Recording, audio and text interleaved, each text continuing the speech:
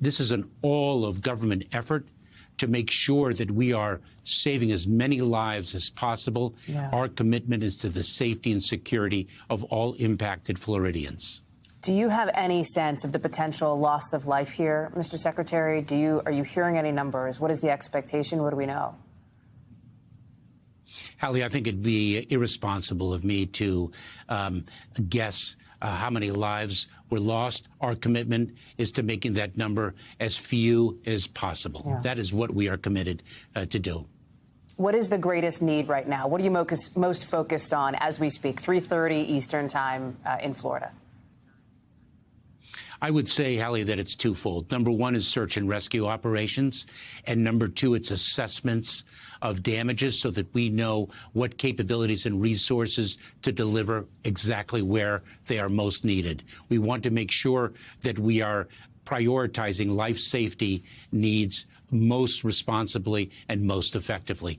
And I will say we're not doing it alone. The federal government, we're working with our state, local, non-governmental, and tribal partners. This is really a communal effort to a communal disaster.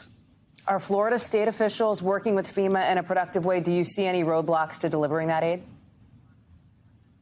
We are working hand in glove. This is not a time for politics. This is a time for a united response to the needs of people whose lives are in peril, whose homes are being destroyed.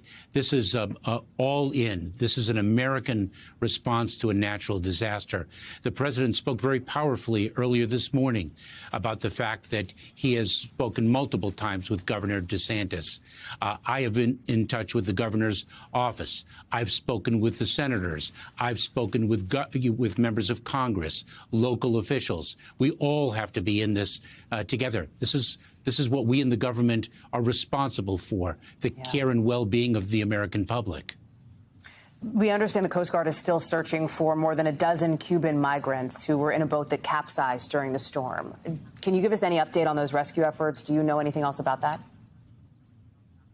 I don't have any update on that specific challenge, Hallie, and hopefully it doesn't materialize into a tragedy. I will say that the Coast Guard, as of, I think, 8 a.m. this morning, had saved and rescued more than 27 lives. So we are really engaged in a 24/7 operation. Our first responders and the first responder community as a whole is just simply heroic. We were on the air 24 hours ago when Hurricane Ian, then a hurricane, made landfall initially. Here we are 24 hours later, and as we reported at the time, it was the 5th strongest hurricane as measured by wind speed ever to hit the U.S., 155 miles an hour plus. What is the timeline for a recovery like this? We have to be talking, I imagine you are thinking on a scale of years and not months.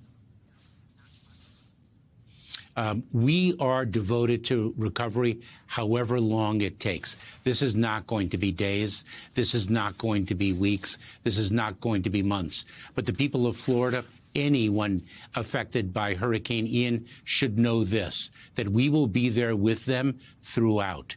You know, just yesterday, I signed a waiver, a Jones Act waiver for the people of Puerto Rico to make sure that they have the diesel they need to run their operations, their recovery operations. We are in it for the long haul. As long as the need is there, we will be there.